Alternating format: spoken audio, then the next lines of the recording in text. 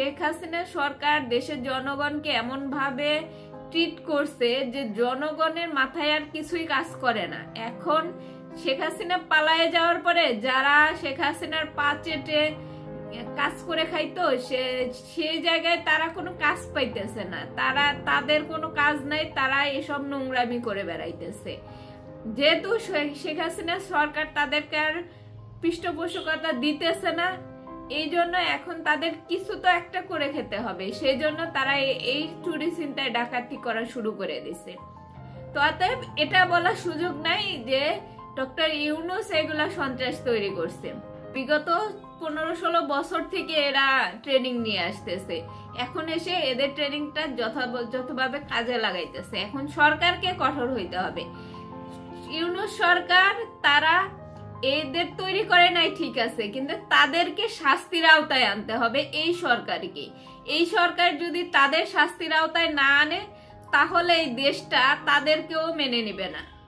Doctor Yunus সরকারের এই নমনীয় মনোভাবটা যতক্ষণ না পাল্টাবে ততক্ষণে দেশটা ভালো হবে না। অবশ্যই তাকে এবং তার উপদেষ্টা মণ্ডলীকে খুবই কঠোর হতে হবে নিজ নিজ অবস্থান থেকে। দেশের জনগণ যথেষ্ট সচেতন আছে, তার পাশাপাশি তাদের যে আতঙ্ক, এটা আইন শৃঙ্খলা বাহিনী নিয়ন্ত্রণ করতে হবে এবং এই সন্ত্রাসীদের, এই ডাকাত চাঁদাবাজিদের এদেরকে নির্মূল করতে হবে। প্রবাসীরা বেশিরভাগই হিসাব না করে শুধু টাকা দিতেই থাকে ফ্যামিলিকে।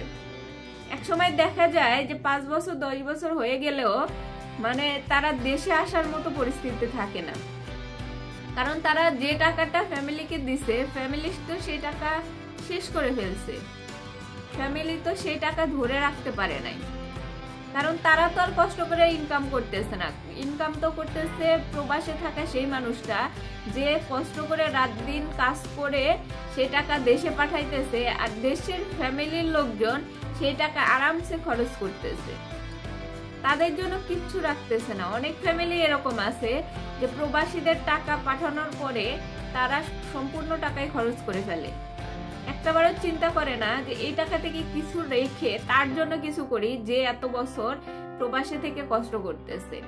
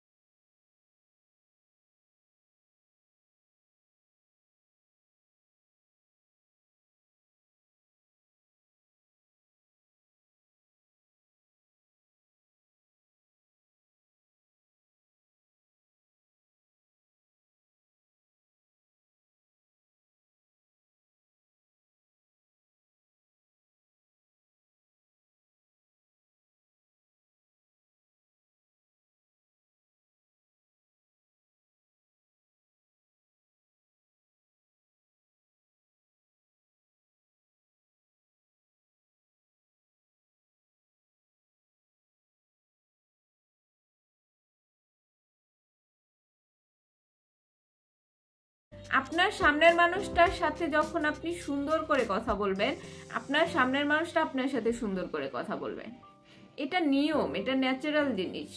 আপনি আপনার ঘরে এসে সারাদিনের ক্লান্তি শেষে ঘরে এসে যখন আপনার ফ্যামিলির সাথে রাগারাগি করবেন, আপনার ফ্যামিলিও ঠিক আপনার থেকে এভাবেই দূরে চলে যাবে। আপনি যখন সারাদিনের ক্লান্তি শেষে ফ্যামিলিতে এসে রুমে এসে আপনার ওয়াইফকে গালাগালি দিতে থাকবেন, ওয়াইফের সাথে রাগারাগি করতে থাকবেন, তখন আপনার পাশের রুমে যে আপনার বাচ্চারা আছে তারা আপনাকে দেখে ভয় পাবে, আপনার কাছে যেতে ভয় পাবে, কারণ তারা জানে তাদের বাবা একজন বদমেজাজি, সে ঘরে আসলে রাগারাগি করবে। অতএব আপনার ভয়ে আপনার বাচ্চারা কাচুমাচু হয়ে থাকবে। এই জিনিসটা আপনার জন্য কখনোই ভালো না। এখন দেখা যায় বেশিরভাগ মানুষই বৃদ্ধাশ্রমে, বেশিরভাগ মানুষই বাবা মার খোঁজ খবর নেয় না, বাবা মাকে অনেক অবহেলায় রাখে। শুধু পরিশ্রম দিয়ে কখনো সফল হওয়া যায় না। এই জন্য অবশ্যই অক্লান্ত পরিশ্রমের পাশাপাশি একটা সুষ্ঠু সুন্দর একটা নিয়ম নীতি রাখতে হবে, যে আমি এই এতটুকু আমার প্রয়োজন, এতটুকু থেকে এতটুকু পর্যন্ত করলে আমার ঠিক হবে। এই জিনিসটা সবারই করা উচিত। যারাই কাজ করুক না কেন তাদেরকে একটা জিনিস মনে রাখতে হবে যে কাজের ক্ষেত্রে কখনোই আপোষ নয়।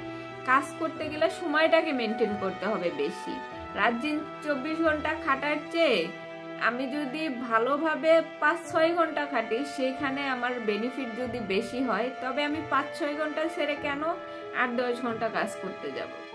তো এই জিনিসটা অবশ্যই খেয়াল রাখতে হবে আপনাদের। করি না কেন সময়টাকে মেনটেন করব, সময়টাকে মূল্যায়ন দিয়ে তারপরে নিজের কাজ করে যাব।